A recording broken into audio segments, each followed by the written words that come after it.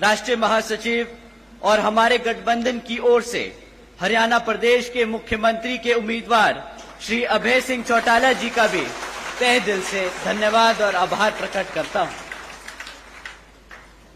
साथियों, पिछले 10 सालों से यहां पर हरियाणा प्रदेश में बीजेपी की सरकार चल रही है और अब चुनाव सर पर है, तो ये बीजेपी के लोग फिर से आपके बीच में आकर आपसे वोट मांगने का काम करने वाले हैं।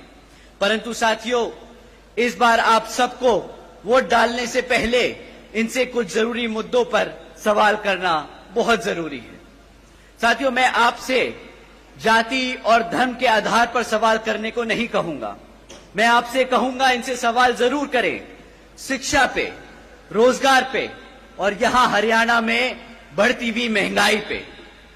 साथियों, यहां मौजूद सभी मां बाप और युवा साथियों से मैं पूछना चाहूंगा कि क्या मिला है आप सबको शिक्षा के नाम पर इस बीजेपी की सरकार में? बताइए साथियों, पिछले बीजेपी की सरकार के चलते हुए पिछले 10 सालों से सरकार ने यहां पे 5000 से ज्यादा प्राइमरी स्कूल बंद करने का काम किया। साथियों, एक तरफ पढ़ने वाले बच्चों की संख्या बढ़ रही है और दूसरी तरफ भाजपा की सरकार हमारे प्राइमरी स्कूल्स को बंद करने का काम कर रही है। साथियों, आज प्रदेश में 2200 सरकारी सीनियर सेकेंडरी स्कूल्स में 1000 से ज्यादा स्कूलों में प्रिंसिपल नहीं है।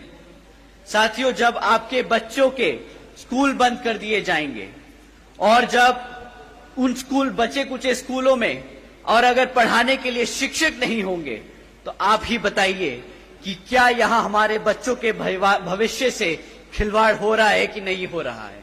आप ही बताइए, अगर इस तरह सरकार चलती रही तो क्या वो आपके बच्चों के भविष्य से खिलवाड़ कर रहे हैं या नहीं? बताइए, हाथ उठा के बताइए, आपको लगता है खिलवाड़ हो रहा है कि नहीं? साथियों, बीजेपी के शासनकाल के दौरान शिक्षा के नाम पर सिर्फ पेपर लीक की खबरें हमें आए दिन सुनने को मिलती आ रही हैं।